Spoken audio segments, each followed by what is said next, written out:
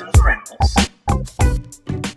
Hey YouTube, Dawson Ryder here, coming at you today with some Super Sentai news. So we got our first official merchandise look at the upcoming King-Ohger mecha, King-Ohger. It's both the series name and the mecha name. And as previously reported, it is made up of 10 mecha. It's made up of the core 5 Rangers mecha, obviously all based off of their individual insect creatures. And then you have some extra sort of auxiliary-esque sort of B-team ones. It's a couple ladybugs, I believe spiders, and it's also the god ant. Like, I mean, they're being pretty liberal with the word god there. I mean, the only god ant is obviously Paul Rudd.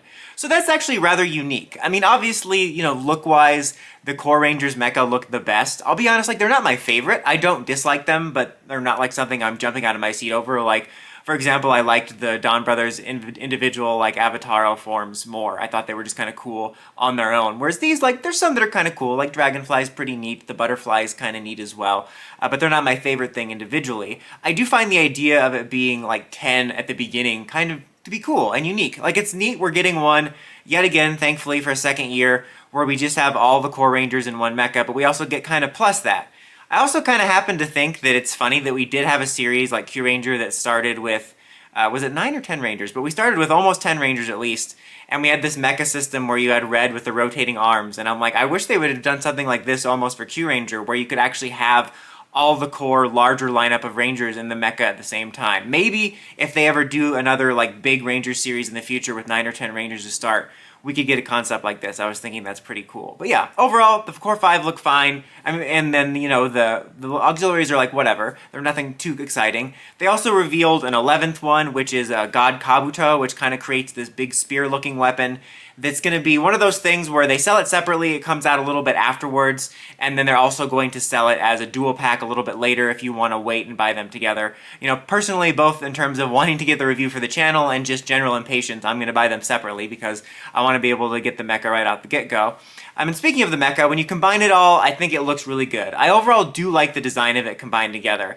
I'm not sure if it's one of my favorites. It's one of those that I really do like and I could probably see growing more and more fond of as the year goes on and I get to see it more. But I definitely like it more overall combined than I do individually. Again, not that I dislike them combined, it's just kind of like, yeah, they're mecha insects. But the mecha together looks really awesome.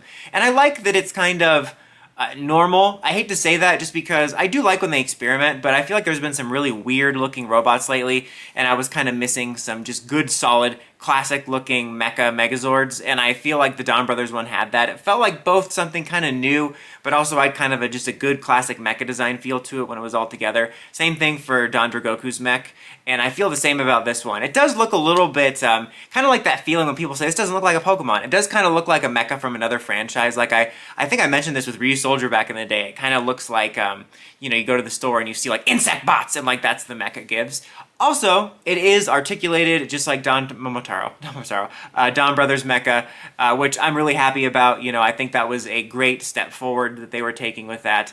Not only just to have them articulated, but just to have them look a little bit more like the show, and I'm glad they're continuing that trend. It's kind of one of those things where I'm surprised it took them so long to do something like this. You know, I'm sure there was various logistics over the years of why they didn't update things, but you think that at the very least, like earlier on, they would have thought about maybe trying to make the mech look a little bit more like the show, maybe not even worrying so much about the articulation.